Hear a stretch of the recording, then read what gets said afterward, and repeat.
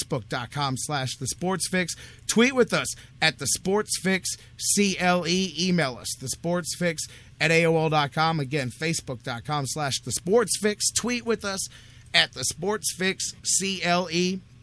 Email us, The Sports Fix at AOL.com. Ton of things going on, ton of things I want to talk about. I see the phones already blowing up. I'm going to get to the phones. I got a calling queue here. I'm going to start taking some calls, but I want to shut all that down.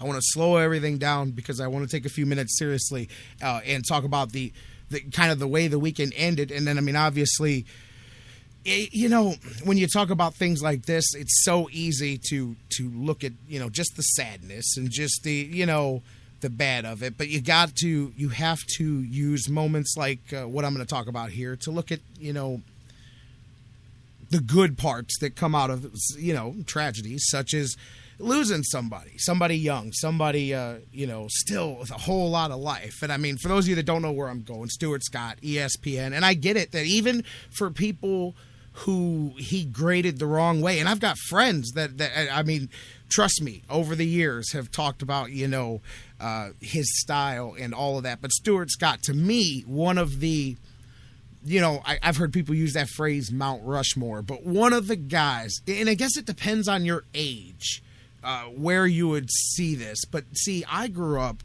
you know, you got to realize that Stuart Scott started, what was it, in 93-ish, mid-90s there, early 90s with ESPN. And that's the era of my, you know, into my teenage years, you know, where you're really, you know, and I'm not going to lie, I went to Cleveland Public Schools by that point in my life, and I was definitely very much into basketball. I was into the hip hop culture. I was young. I was a slang and just the everyday, you know, the youth of America was not, no matter what color, it's not even that, although there's definitely aspects of that as well, because he definitely did a good job of bringing a different group of people into the sports conversation, because for so long it was, I mean, Chris Berman was outside of the box in the 80s. I mean, people thought he was crazy and outside of the box, and he was just a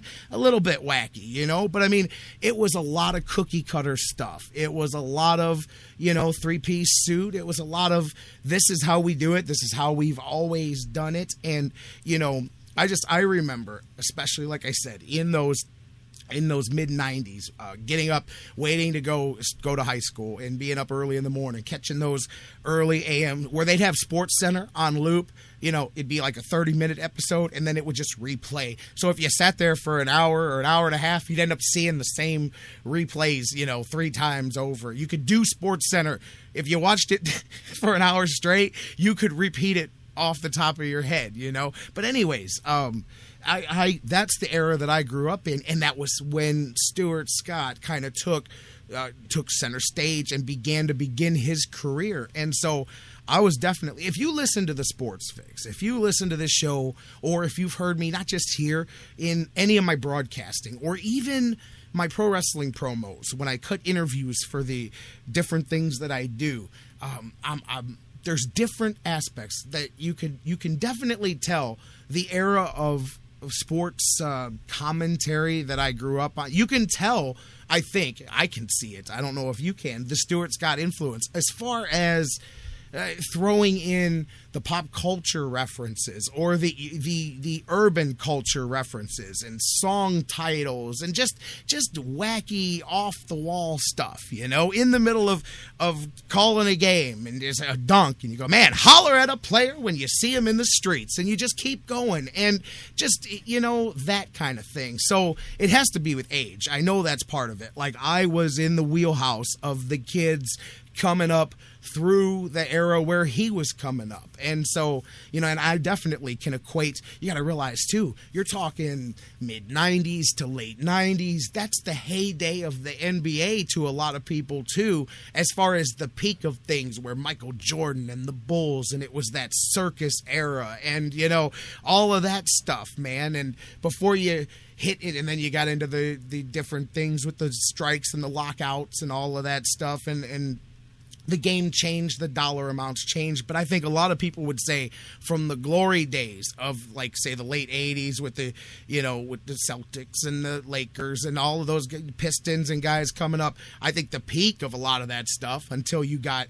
into the modern era there, but was that run there. So anyways, you got to tie a lot of that in together. It was the Come Fly With Me era, and everybody was wearing fuchsias, and it was the era of teals and all the new color schemes. It's just a different era, and Stuart Scott was color in a world of black and white. And I don't mean that in the racial black and white. I mean the canvas was not bright, and he brought color into it, and I felt that. And seriously, I mean it when I say, I think if you just listen to me randomly, you go, man, I can totally see the influence. I mean, there's a lot of influences, a lot of different guys, but I mean, I would be fooling myself if I didn't say that was one of them. And so anyways, you hear the news this past weekend, and it hit me a little more. I remember yesterday when I woke up with my eye swollen shut and my eyebrow cracked open,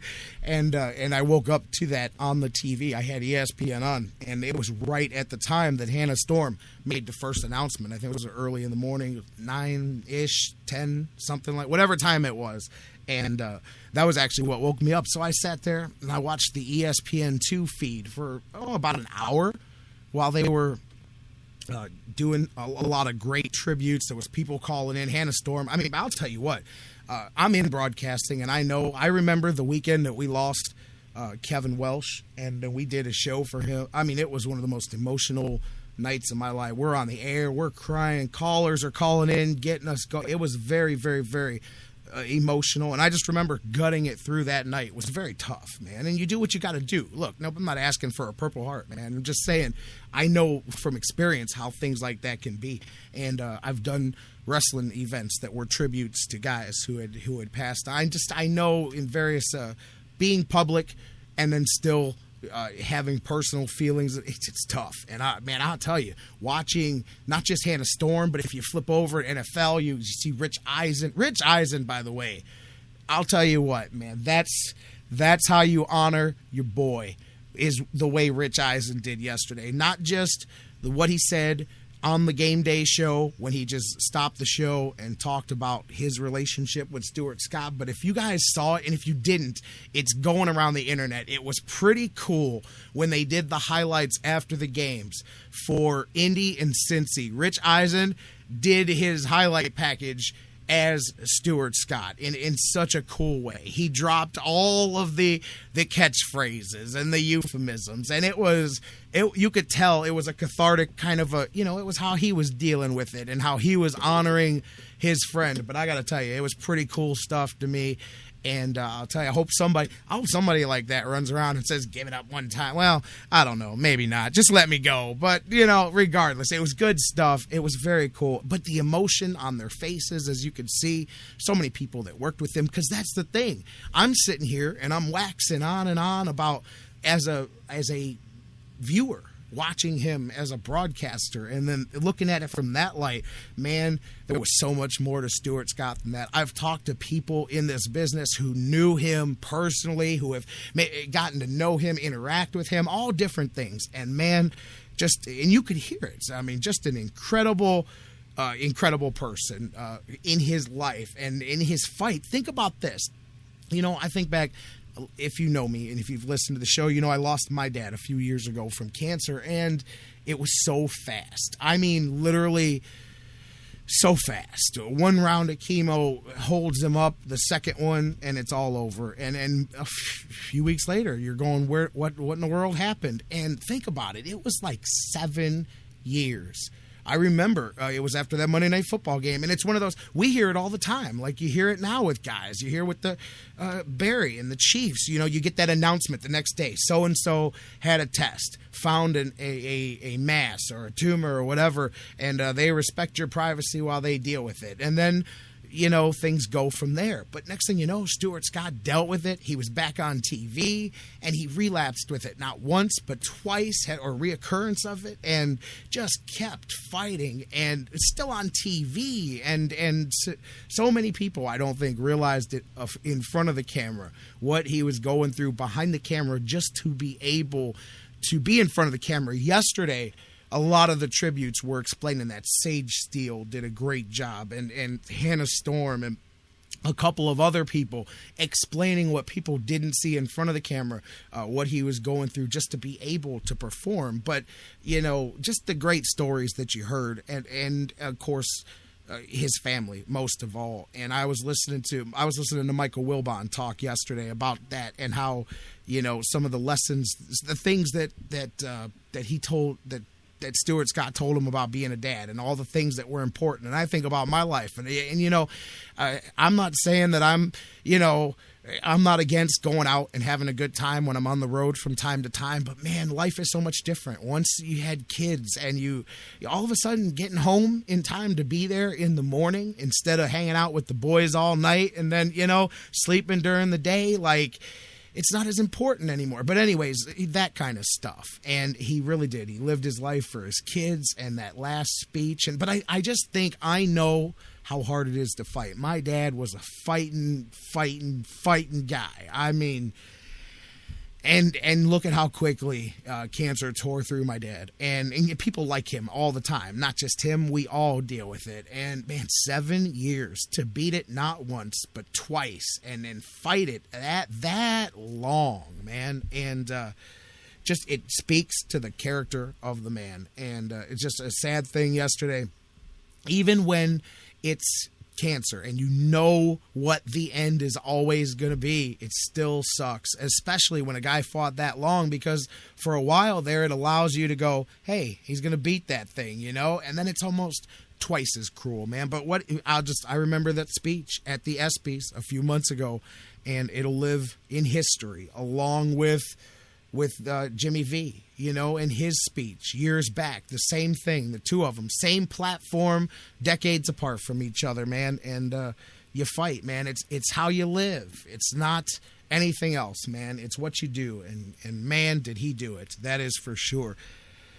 And Stuart Scott, I'll tell you what, man. Like I said, whether, he was your favorite highlight reader or not, man, or even if you didn't know the first thing about the guy, you listen to people talk about him for an hour yesterday, and it's like you knew him your whole life. I do feel like I knew him my whole life, and like I said, I can see the influence every day.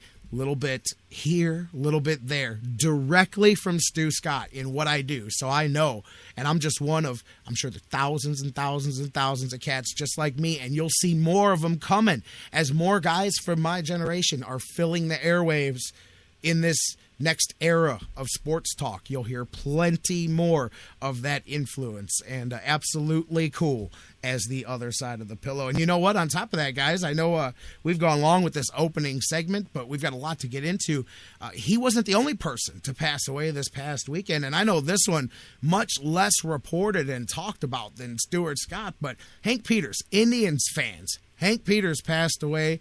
And I'll tell you what, 90 years old, and that's obviously a much different scenario when you're talking about a man nearing 100 and a man under the age of 50. So clearly you've got different ways to feel. This isn't tragic when you lose a person at that age, but I do think it would be tragic if his chapter in the Cleveland Indians history book is waxed over as much as I think it is by people, because Hank Peters is not just some name in the line of people who happened to run the Indians for a few months over the 40 years that they were the lost franchise, because Hank Peters is the bridge, the key, the architect to what we ended up getting and everything that everybody loves about the 90s. I mean, you guys know we talked about it. We had Tom Hamilton on a couple of months ago, talked about the great book they put together, Glory Days in Tribetown. There's a whole chapter in that book emphasizing how important Hank Peters was to everything, because his name is just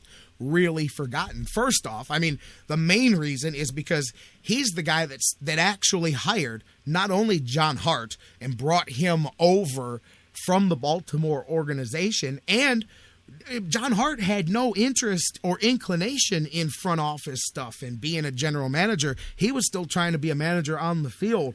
Hank Peters was able to see on the 3D plane and look ahead and go, this is where you need to be, kid. This is where you're going to excel. And he was able to sell him and convince him on that process. Even had to wait a year to do it. Not only that, he's also the one that groomed and put together